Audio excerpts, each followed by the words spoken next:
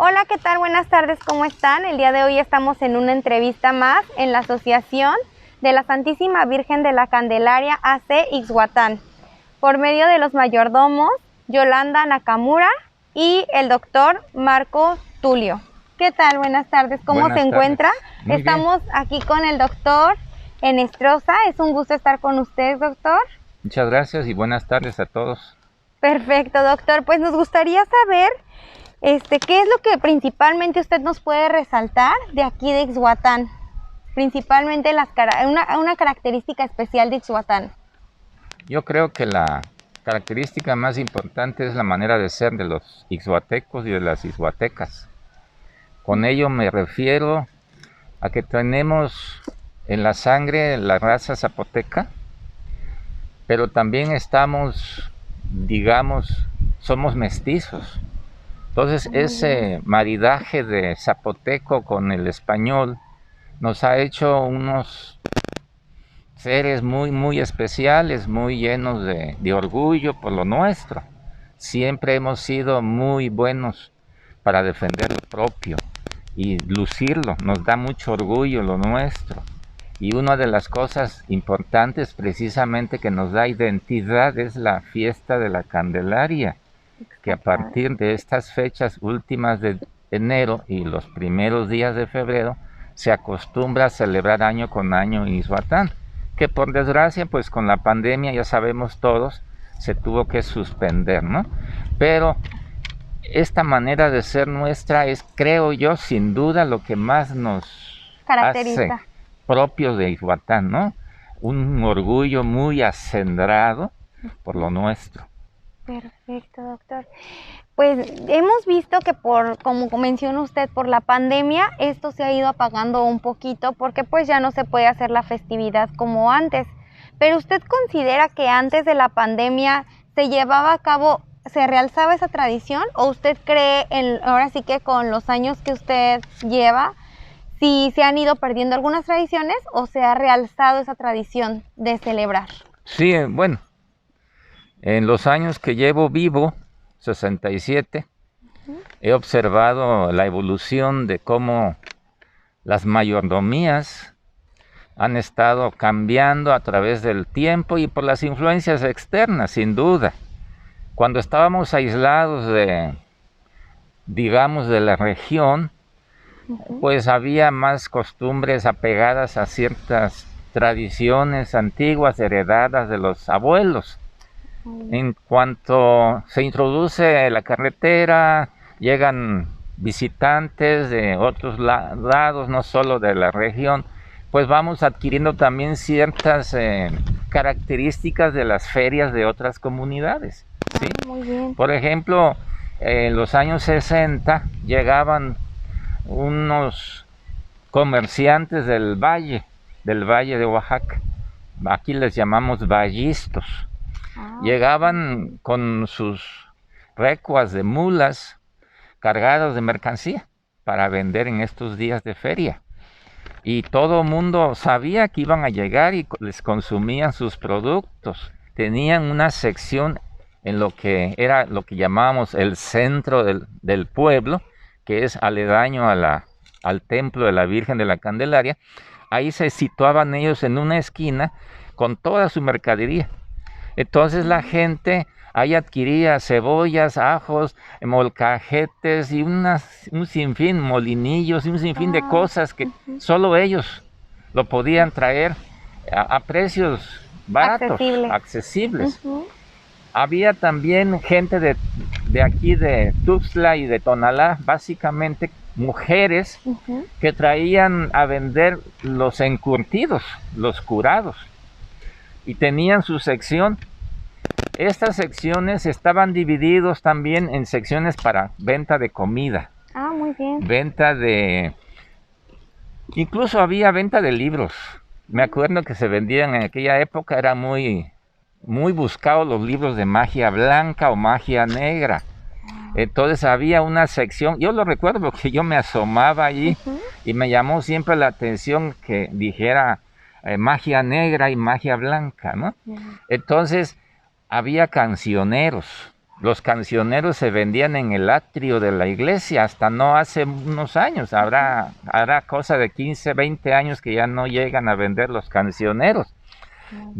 También había libros de rezos. En esos tiempos había pues pocas rezadoras y todas tenían prácticamente la obligación de actualizarse en su trabajo.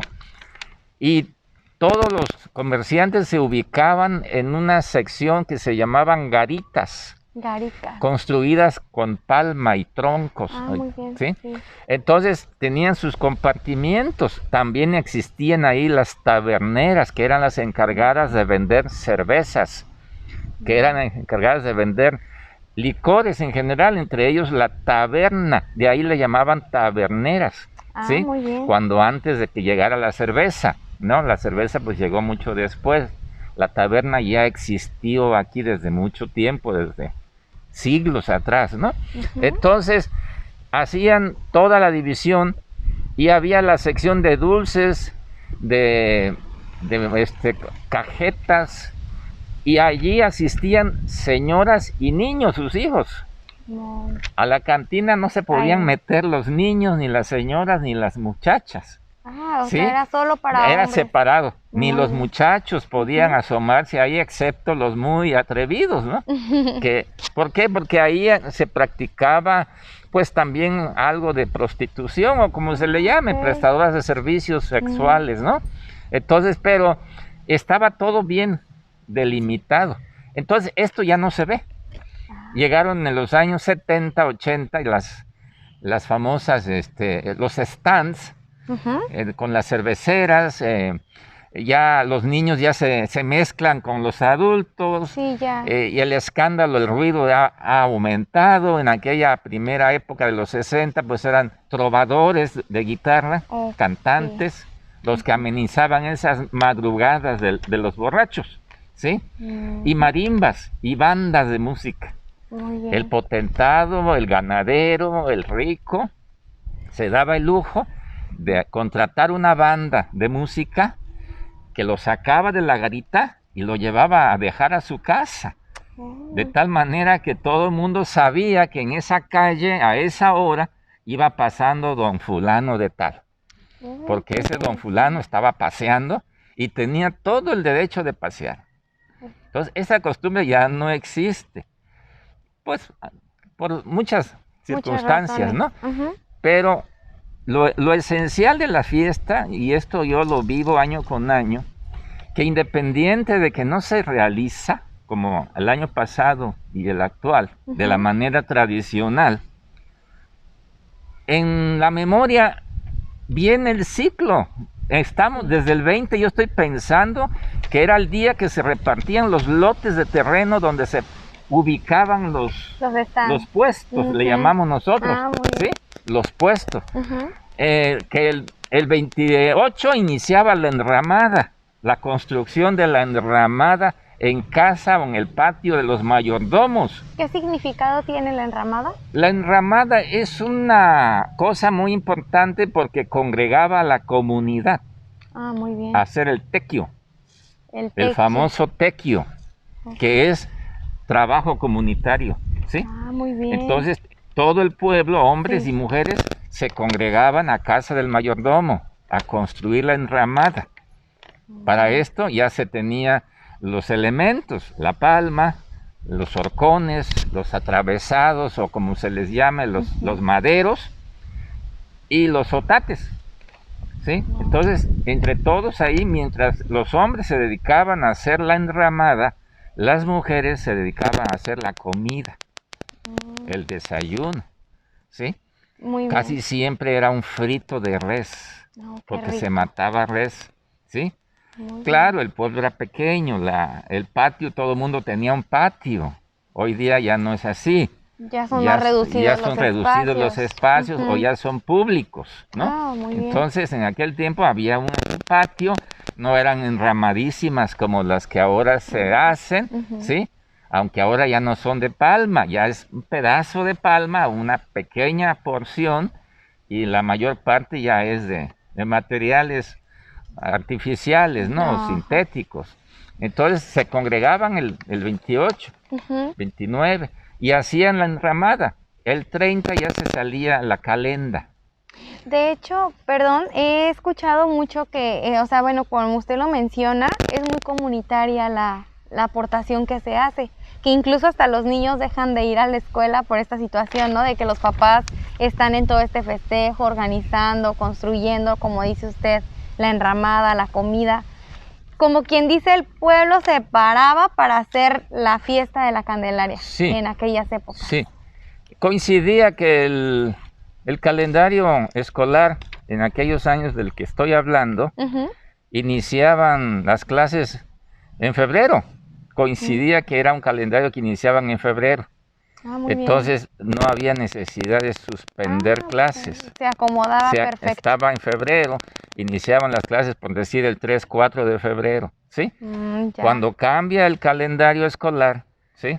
Entonces ya, pero al principio no era así, se daba nada más asueto a los niños un día. Ahora se da toda la Semana Santa. Ahí hay un poquito también de otros elementos, ¿no? Ya no es tanto que el festejo de la fiesta, porque las fiestas se realizan en la tarde, noche, ¿sí?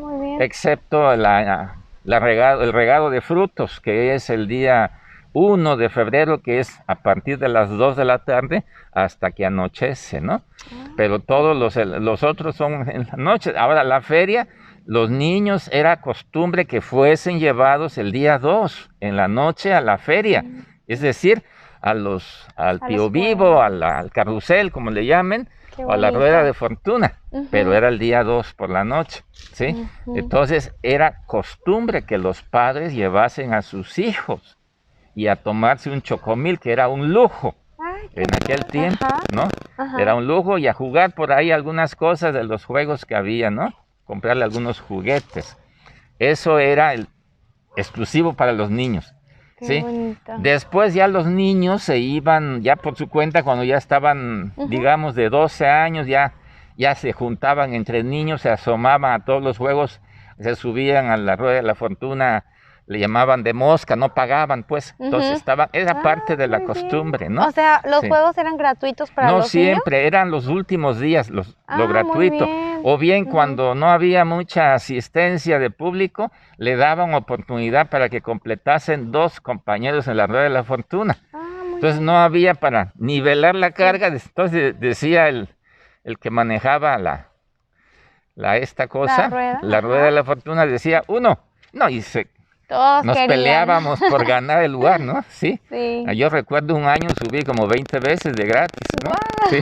Fue mi mejor año de toda mi vida, ¿no? El que tuvo más suerte. Sí. No, hubieron otros que iban diario. Yo iba muy poco porque había permisos que no se concedían a cada rato, ¿no? O sea, había un respeto a los papás.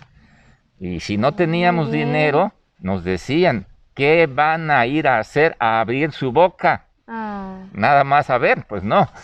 Cuando ahora pues todo el mundo va a los aparadores a ver y nadie les dice que por qué van a ver, ¿no? Compren, ¿no? Sí, entonces había ciertas costumbres que había que cumplir, y un niño como yo lo fui en aquel tiempo, pues a obedecer. Claro, pero qué bonito que aún tenga esos recuerdos y que lo haya vivido. O sea, de verdad que son cosas que a uno se le queda. La niñez siento que es lo que más marca en tu vida. Sí. Porque pues es cuando uno hace muchas cosas con inocencia, como con más gusto, ¿no? Claro. Hasta siente uno que es magia, tal vez. Entonces, qué bonito que tuvo estas experiencias, doctor. Nosotros fuimos 8, imagínense.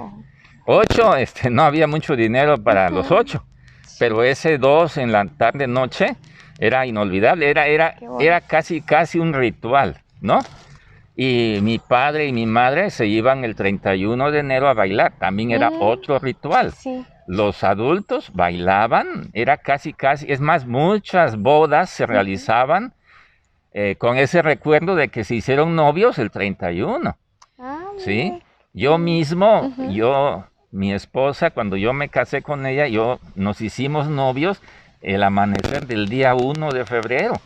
Qué bonito. 31 bailando, y ya me animé hasta al día primero, no pude pegar mi chicle luego, ¿no? Sí. No, pues qué bueno, ¿no? Que tenga esos recuerdos de estas anécdotas que marquen y justo en estas fechas. Es que la fiesta marcaba, era un parteaguas. La fiesta era decir, de ahora, pasando la fiesta, ahora sí lo que venga. Ya lo pasé, ya lo viví. O a bien, llegaba octubre, si Dios quiere que yo esté vivo en la fiesta. Era un referente, ¿no? El afán era llegar a esa fiesta. Ahora quizá digan Navidad. Sí, ahora quizá digan terminar el año, pero en aquel tiempo el referente era la fiesta de la Candelaria. Sí. Wow, no, pues qué emoción y pues me imagino, sí, aún así se siente un poco, o sea, bueno, yo es la primera vez que vengo y se siente como que esa parte, la alegría con lo que te lo cuentan y pues sí, ojalá que ahora que pase todo esto tengamos la oportunidad de poder conocer todo esto que nos platican, porque la verdad es que sí suena bastante interesante. Y pues sí, ahora sí que era parte de pues, esencial del pueblo, ¿no? Sí, en el tiempo que yo fui niño, pues había la regada de frutas o el regado de frutos, el convite también le llamamos, paseo de estandartes. Eran paseo realmente de capitán y capitana. No había tantos capitanes ni tantas capitanas como actualmente, que ya hay hasta de señoras, ¿no? Muy bien. Eso es una cosa que vino de otros lados, no es nuestro. Pero ahora ya hay de señoras. A lo mejor va a haber después de tercera edad, ¿sí? Va cambiando conforme va cambiando, a los años. se van incorporando. Hay inclusión, ¿no? Muy bien. Así como en otros lados ya hay guys que hacen su vela guys, ¿no? Sí. Aquí todavía tenemos algunos elementos propios y otros elementos foráneos, ¿sí? Muy bien. Que se han incorporado. De alguna manera, pues han pervivido, ¿no? En aquel tiempo decía, era carretas los que guiaban estas regadas de frutas, ¿sí? No había vehículos, o no había tantos. Sí, no. Eran carretas en donde se tiraban frutos, se tiraban trastes. ¿Sí? El que digan se tiraban, literalmente lo aventaban o si lo daban directamente a las manos. Así a la gente de edad pues se les acercaba, ¿no? Muy bien. O se le llamaba y se le daba a un niño, dáselo a la tía, ¿no? Sí. Muy bien. Pero después ya se tiraba al final casi siempre del convite. En donde se ponía la capitana, donde se subía la capitana. Se subía en uno de los campanarios de la iglesia antigua que por desgracia ya no existe, ¿sí? Una que fue construida allá por 1891. Entonces, esa iglesia tenía una escalera para subir al campanario, a uno de sus dos campanarios. Y ahí la muchacha que era la capitana llevaba sus regalos y los tiraba a la gente que estaba allá abajo. Muy bien. Esa era la regada, ¿no? ¿Sí? Después eso, pues, se quedó en el olvido, ¿sí? Ahora ya van en el convite, en los carros alegóricos que se les llaman como en todas partes, en donde ya van adornados con elementos, pues, actuales. Ya van tirando que la cesta, que algo de plástico, ¿no? Predomina el plástico. De hecho, era lo que yo le iba a preguntar en cuanto a los frutos, porque pues yo digo, hay frutos que se mayugan al momento que tú los avientas. Sí. Entonces supongo que eran ciertos frutos los que se lanzaban para evitar que se maltrataran y pues el punto de esto pues era que la gente sí los ingiriera. Sí, normalmente eran frutos de la zona, ¿no? Eran frutos de la zona. El cacahuate era muy usado en ese tiempo. Los vallistos traían cacahuates. Podría ser como los frutos que van dentro de una piñata. Así que sabes que los vas a romper y te los vas a poder comer. Así es, así es. Ahora ya son paletas, caramelos y macizo y cosas así, ¿no? Sí, ha cambiado. Sí, ya cambió, ¿no? Pero entonces eran frutos. Sí, y jabones. Eran jabones porque eran útiles y peines. Muy bien. Esos peines enormes, ¿sí? Se tiraban. Peinetas también había, o sea, eran objetos que eran útiles a las personas, ¿no? Como ahora también sigue siendo útil, nada más que predomina lo dulce, ¿no? lo dulce, Exactamente, esa es la sí. diferencia. Ujú. Muy bien, me llama la atención que nos mencionaba usted de que eran mujeres por lo regular quienes a veces eran las capitanas. Capitanas, sí. Ajá, tengo entendido, a ver, usted ahora sí que es el experto en esto, que aquí predomina el matriarcado. ¿Qué nos puede platicar sobre el matriarcado? Bueno, el Zapoteca del Istmo ha tenido, entre comillas, mala prensa. Ujú. Se le ha catalogado allá en los tiempos de Vasconcelos, los años 20, porque escribió él al respecto de que el hombre amanecía o estaba en su casa dormido mientras la mujer andaba en el mercado vendiendo, Ajá. estaba ocupada de vender. Después vino Andrés Enestrosa y dijo que eso no era totalmente cierto, que lo que sucedía es que el hombre zapoteca, Ujú. que vive en este clima, que normalmente el promedio de temperatura anual es mayor de 30, Ujú. salía muy temprano a sus labores de varón, Oh, de ajá. padre de familia, de jefe de familia. familia. Se iba muy temprano porque el sol no permite trabajar 6, 7 horas, ¿no? Bajo sus rayos. Ujú. Y que si iba de casa, pues se iba en las noches. Ah, muy Si era bien. pescador, también se iba de noche. De Ajá. tal suerte que cuando en la mañana ya Llegaba estaba el cansado. producto y la mujer será la encargada de comercializarlo. Muy ¿Sí? bien. Él se iba a descansar, como todo mundo hace cuando trabaja de noche, ¿no? Muy Entonces se fue un poco ya entendiendo por qué, entre comillas, la mujer no es que mande, ¿sí? Ujú. No es que la mujer domine al varón, Ujú. sino que hay sinergia, ¿sí? bien. Ambos hacen su parte. Ujú. Y por tradición el varón se inmiscuye en aquel tiempo en absoluto, no se inmiscuye en los asuntos de las mujeres. Ah, muy bien. Le dejaba hacer. ¿Y qué era lo que hacía la mujer? Cuidar su casa, tener a sus hijos bien, educados, alimentados, etcétera. Ujú. Y el hombre ser el proveedor, ¿sí? Exactamente. Ujú. Solo cuando un niño, una niña se mostraba rebelde, se mostraba, digamos, renuente a educarse, entre comillas, entraba el varón Ah, muy a bien. corregir, a poner orden, ¿sí? Por eso siempre el papá tuvo fama en esa época de no tener afecto hacia sus hijos, porque era el castigador, ¿sí? Exacto, como el gruñón. Como El que ya gruñón le era el temían. malo de la película, Sí. aunque nunca faltaron, por fortuna, mamás que eran peor que los hombres, ¿no? Sí, Sí. que ponían más rigor que un padre, pero la norma fue que los hombres ponían la autoridad, porque muy bien. era machista la sociedad, o sea, no es Sí. que era matriarcado, era machista. Ah, o sea, Sí. todo podría ser que un contraste. Sí, machista. Es que eran, Diferente. pues, aquí quedaron los restos del porfiriato. ¿Y el porfiriato qué fue? Sí, machista. ¿No? Machista. Exactamente. ¿Sí? Ah, Ujú. muy bien, doctor. Entonces teníamos como que un mal enfoque Sí, hacia sí. esa parte. Y por ejemplo, ¿qué nos podría usted hablar de su abuelita? Tina Que Amador. ella nos mencionan que también es un personaje importante aquí Sí. en Ixhuatán y pues lo relacionaban un poquito con eso de lo que estamos hablando ahorita, que era el matriarcado. ¿Qué nos Sí. puede? Sí, antes de compartir? hablar de Tina Amador, mi Ujú. abuela materna, Ujú. quiero completar que en ese convite o en ese regalo de frutos iban hombres a caballo. Muy bien. Y el capitán iba llevando un estandarte y la mujer también el suyo, acompañada de otras mujeres que llevaban las cintas, ¿sí? Tenían cinta Sí, los sí, sí. estandartes, Ujú. ¿ok? Primero era caminando, después ya montaron al caballo, ¿sí?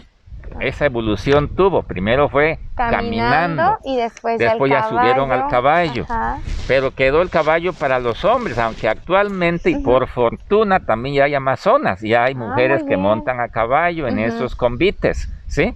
Muy bien. Entonces ahí era, además adelante iba la banda de música, iban los mayordomos, iban unos especie viejos, enviosos que le llaman, con máscaras, hombres con máscaras, como en los carnavales, sí, ¿no? que son... Espantando a la gente con sus atuendos, con sus disfraces. Les llamábamos enviosos, ¿no? En zapoteco. Entonces, y luego venía ya la capitana, el capitán, etcétera, ¿no? Y la gente que iba siguiéndola, el convite. Pues eran pocas calles, ¿no? Sí. Terminaba el convite a esta hora, 5 de la tarde, 5. Y comenzaba más o menos como a la 1:30, 2 de la tarde, a veces 3, dependiendo de los tiempos, ¿no? Y actualmente comienzan a la 1. Bueno, se reúnen poco a poco y ahí van. Entonces siguen siendo vespertina el convite, ¿sí? Muy bien. Ahora, Tina Amador. Bueno, Tina Amador. Yo viví con Tina Amador desde los 9 meses. Mi madre me llevó a ella para destetarme. Era una costumbre de la época. La madre, cuando ya venía otro en camino, buscaba a su madre para que la ayudase con la crianza del que quedaba chipil. Ok, ¿sí? Esa palabra sí. Sí, aquí decimos chipi, pero es chipil, es legítimo español, chipil. ¿Y qué significado le dan ustedes aquí a esa palabra? Pues el niño que queda destetado. El que extraña el seno materno, ¿sí? El llorón, el latoso. Entonces, pues, ¿quién no? ¿Quién no? Lo sacan de su paraíso y lo, pues, y más aquí interpreta que ya no lo quieren, ¿no? Entonces, pero a mí me llevó porque ya venía el que sigue en camino, que fuimos 8, como repito. Resulta que mi abuela, pues, fue lo mejor que hizo mi mamá conmigo, ¿no? Sí. Me lleva con ella y... la primera vez fue esa. Ya que dice mi abuela que ni siquiera extrañé eso, ¿no? Porque había leche de vaca y yo me habitué a la leche de vaca, ¿no? 9 meses me comentó. A los 9 meses que tenía me llevó. Estoy hablando del año 55, ¿ok? Entonces resulta que ya después, a los 6 años, me vuelven a traer al pueblo porque mis padres vivíamos en un monte, en el rancho. Pasomico se llama un paraje, a 3,5 kilómetros al sur de este lugar. ¿Y su abuelita vivía aquí? Mi abuela vivía aquí, yo nací en su casa frente al domo municipal, ¿sí? Ahí estuvo su casa. Entonces, vuelvo con ella a los 6 años para ir a asistir a la escuela primaria. El primer día de clases yo lo recuerdo intensamente porque yo iba asustadísimo, pues yo salí del monte. A mí ver gente me asustaba y me sigue asustando. ¿Sí? Yo tengo ese atavismo, se le llama atavismo. Entonces, me lleva pues a rastras, llorando, vestido de blanco, y me lleva y en la esquina justamente de su casa, a unos metros, sale un tío nuestro que le pregunta que a dónde me lleva, en esas trazas. Porque iba yo llorando, pero de verdad. Sí, no quería. Pues es que yo no sabía dónde iba a ir, o sea, yo no estaba acostumbrado. Yo vivía en el monte con mis hermanitos y mis papás. Yo no miraba gente. ¿Usted qué número ocupaba, perdón? El número 1, sí. ¿Usted era el mayor? Soy el número 1. Sí, nací con ese destino de ser número 1. Ventajas y desventajas del número 1 para otro tema. El caso es que mi abuela le pregunta a este tío Héctor, le dice a que a dónde me lleva. A la escuela para que se haga doctor, sí. Y ahí marcó mi destino mi abuela. Entonces, imagínense la importancia que tuvo mi abuela. Y luego, con los años, no solo me hice médico, sino también hice lo que mi abuela hacía, de doctora corazón. Yo la hago de doctor corazón. Tengo grupos de neuróticos anónimos donde hay gente que se va a aliviar de esas penas emocionales. Mi abuela hacía ese papel, yo lo miraba, la escuchaba. Entonces yo he seguido el camino de mi abuela.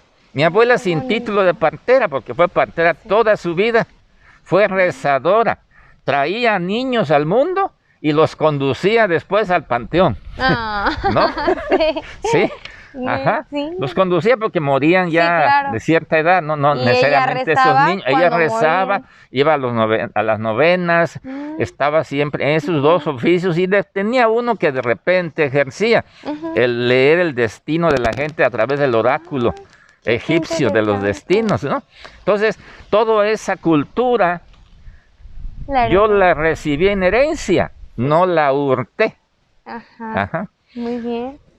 Y esa es la abuela Tina Amador. Wow. Por ahí tengo escrito una semblanza de ella, extensa. Ujú. No es una sola. En Adiós Café, mi libro segundo, también le hago una semblanza. Oh. Y todos los días Sí. le agradezco a mi abuela el don que yo Qué ejerzo, ¿no? bonito. Y le No, pido pues, su ayuda todos los días. Qué Y no bonito. es que yo rece, no es, simplemente es una comunicación espiritual que Wow. tengo con mi abuela. Ujú. No, pues qué bonito, qué gran, ahora sí que usted se sienta orgulloso de todo eso que su abuelita le transmitió a usted. No, pues sin palabras, la verdad, Gracias. para esta parte que nos acaba de platicar. Ahora también sabemos que usted es cronista. Sí, intento Ujú. desde los 1974 empecé a escribir Ujú. poemas a resultas de una decepción amorosa virtual, ni siquiera fue real, ¿sí? Ya se llevaba desde Sí. ese entonces lo virtual. Lo virtual. En aquel Ok. tiempo le llamaban platónico, ¿no? Ah, muy bien. Entonces empecé a escribir poemas, 75, ya por ahí mandé a la radio un poemita que Ujú. leyeron por ahí, que me hizo elevarme como espuma el egocentrismo y me dije, pues también puedes ser escritor, no solamente vas a ser médico. Ajá. Yo estaba en la preparatoria.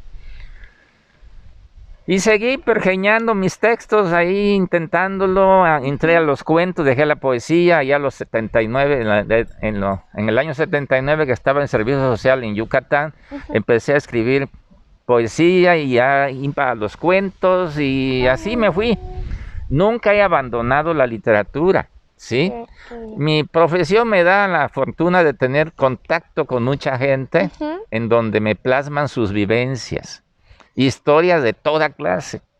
Entonces, aunado a que yo tengo esa inquietud, bueno, yo vengo de una herencia de Andrés Senestrosa, primo hermano de mi padre, en donde hacía yo cuentas el otro día, dije, a ver, ¿por qué heredaste esto tú? Si tú no te pareces a Andrés Senestrosa, ni te pareces a tu papá. Son de esas cosas que a uno le pone la vida y tiene uno que aprovecharlo, ¿no? Entonces empecé a hacer crónicas para escribir la historia de mi pueblo, ¿sí? La intención era cualquier cosa, pero después vi que no es así, que hay que ser muy ético y hay que hacer las cosas bien. Claro. Y ahí en el 97 publiqué un primer libro, Ixhuatán, las hojas de su historia. Ah, muy bien.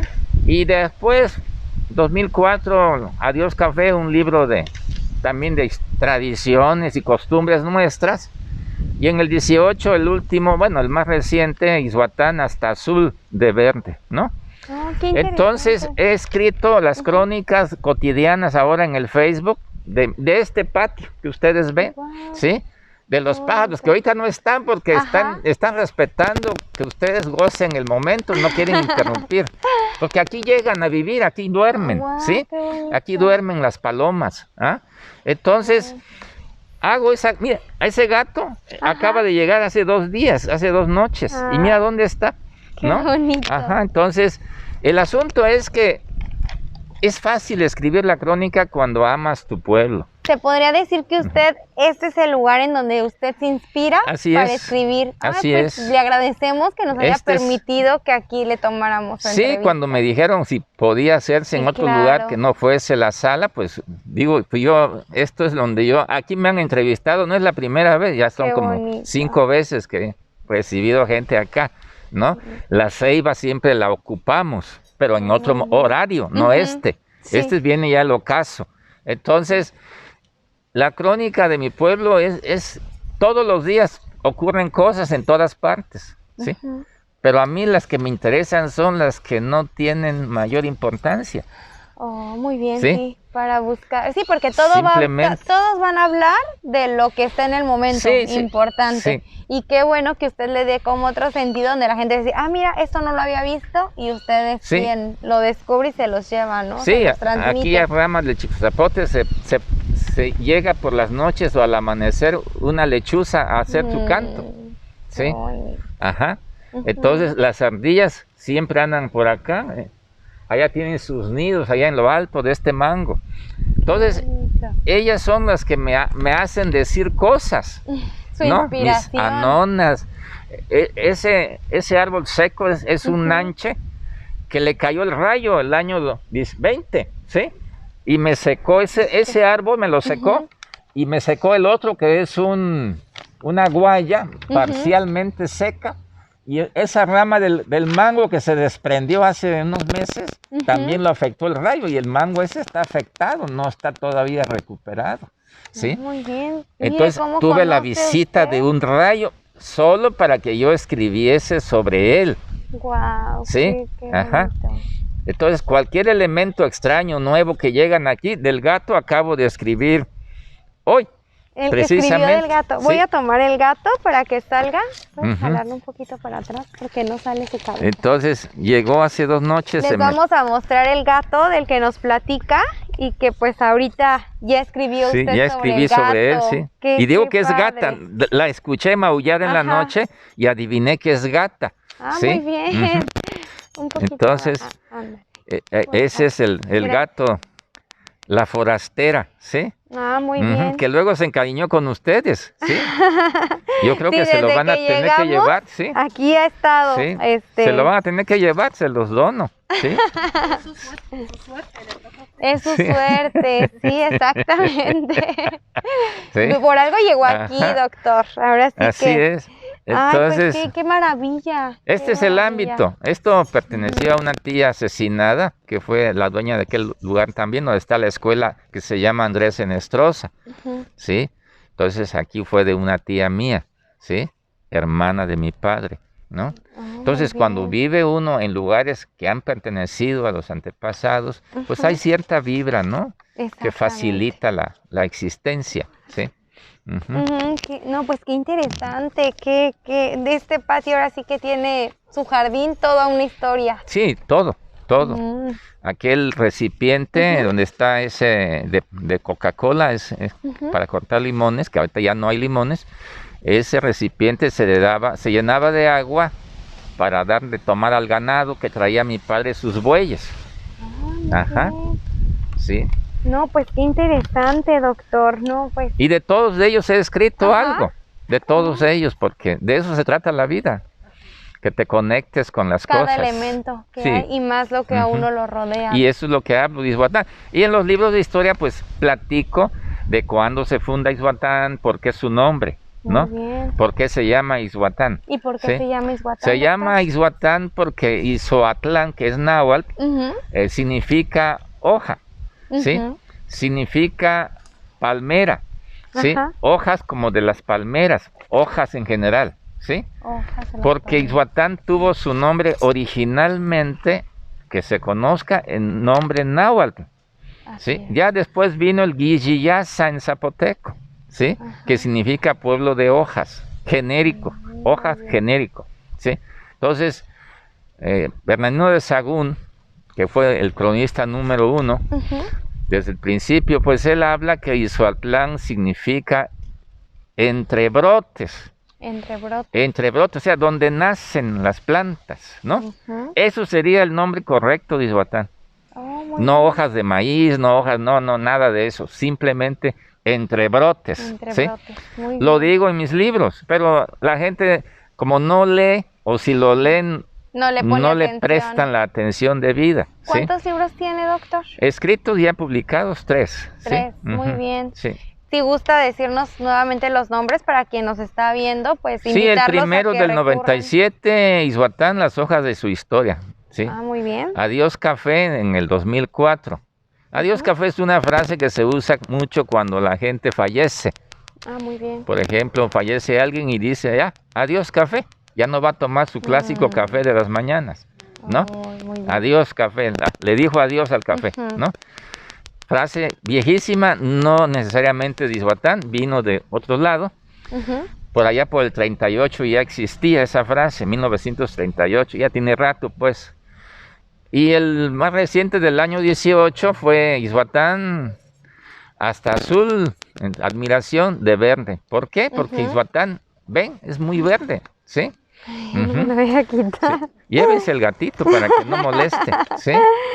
Ya ven que ya se encariñó, se lo va a llevar, ¿sí? Lo va a despulgar primero porque No diga que debe tiene. tener un cuartel de pulgas, ¿sí? Ay, doctor, pues qué interesante. Respecto a las tradiciones o costumbres, bueno, más bien esta sería como una costumbre. Sabemos que la gente acostumbra a salir en las tardes y sentarse fuera de su casa. ¿Usted sabe por qué esta costumbre? Sí, yo llegué en el año 80 a ejercer mi profesión aquí. Yo estudié en la Universidad Nacional Autónoma de México y llegué en el año 80, hace 41 años para 42. Entonces, me caso en ese 82 y en el 83 yo empecé a vivir en este lugar y solía sentarme a orillas junto a mi puerta. Entonces, cuando yo trabajaba, pues me iba yo allá en mi consultorio, el primer lugar donde estuve, ahora lo tengo acá, y lo hacía ahí, junto a la puerta. Vino la inseguridad de los años 90, entonces fue que ya se modificó esa costumbre. Y además, como dice una anécdota vieja, ¿no? Y oye, y los viejitos, aquellos que se sentaban allá en cada fiesta, ¿dónde están? Ya murieron, los viejitos somos nosotros ahora, ¿sí? Sí, está pasando. Sí, entonces ahora los viejos, que soy yo y mi camada, pues ya no tenemos seguridad, ya tenemos temor de una bala perdida. Ya no hay borrachos, por fortuna, insultando en las calles como antiguamente, que pasaba un borracho y se detenía y si tenía cierto resentimiento lo atacaban a uno, ¿sí? No. Que era todo el peligro. O un ganado, una res que venía el vaquero, dos vaqueros, uno adelante, otro atrás, con sus reatas, asusándole el de atrás. Y de pronto aquel se ponía, la vaca o el becerro se ponía bravo y atacaba a cualquier... Sí. No lo atacaba, sino asustaba a la gente. Sí, claro. Entonces, pero la gente ya sabía, nada más se metía tantito y ya, ¿no? El vaquero sabía maniobrar, ¿no? Muy bien. Era todo el peligro, no había autos. Ahora hay muchos motos que van con mucha velocidad y uno teme como adulto mayor que uno se descuide y nos atropellen, ¿no? Sí, claro. Entonces ya esa costumbre se ha estado perdiendo. Hay gente que lo sigue haciendo, independiente de todos los cambios, ¿no? Supongo que es así como para relajarse, para tomar la tarde. Sí, exactamente, era para refrescarse. Por el calor intenso de todo el día, la salir a la calle era, porque en las tardes aquí viene la brisa del mar, muy bien. del sur. Viene la sureada, ¿no? En este tiempo un poco menos porque dominan los nortes, ¿sí? Pero a partir de marzo, abril, vienen las sureadas, ¿sí?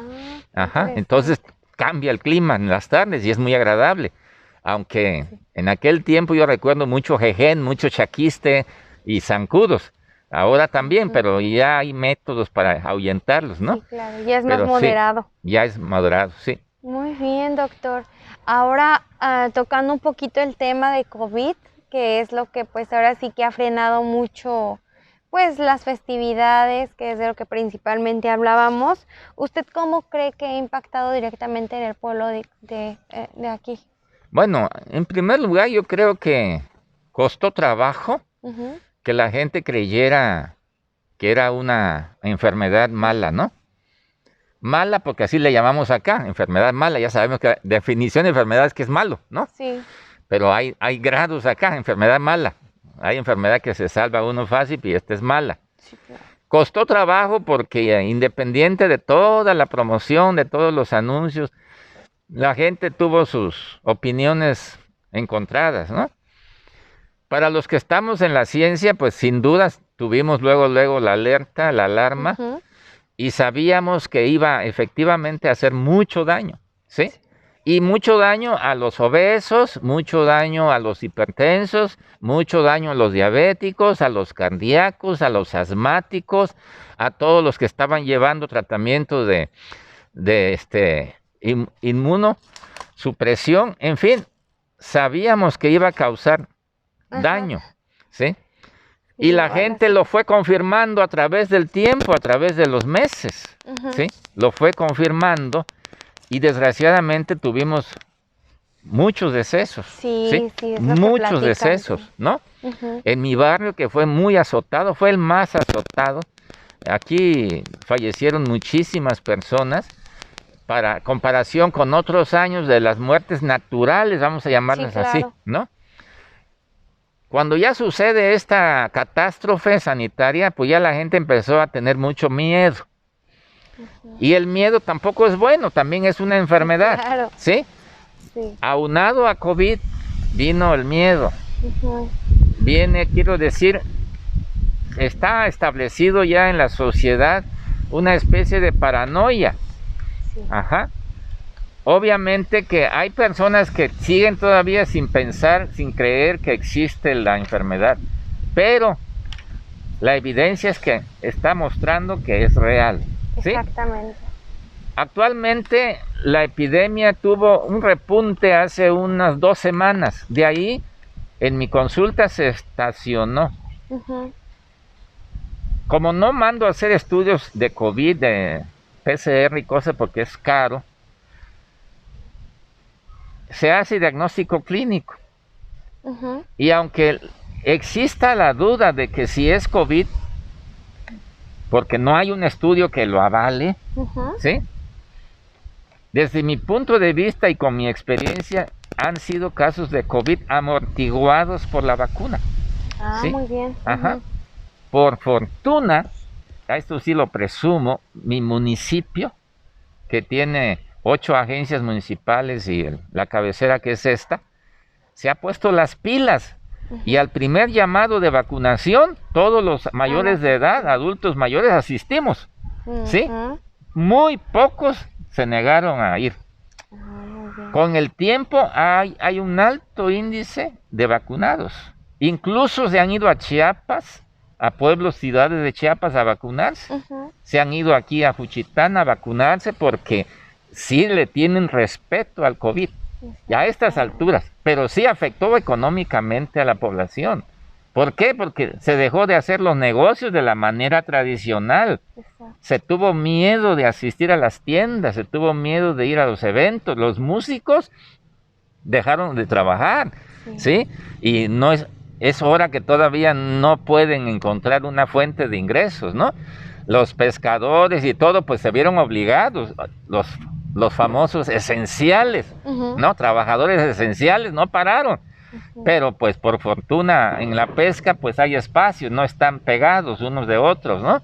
Hay la distancia que se sugiere para evitar el mal, ¿no?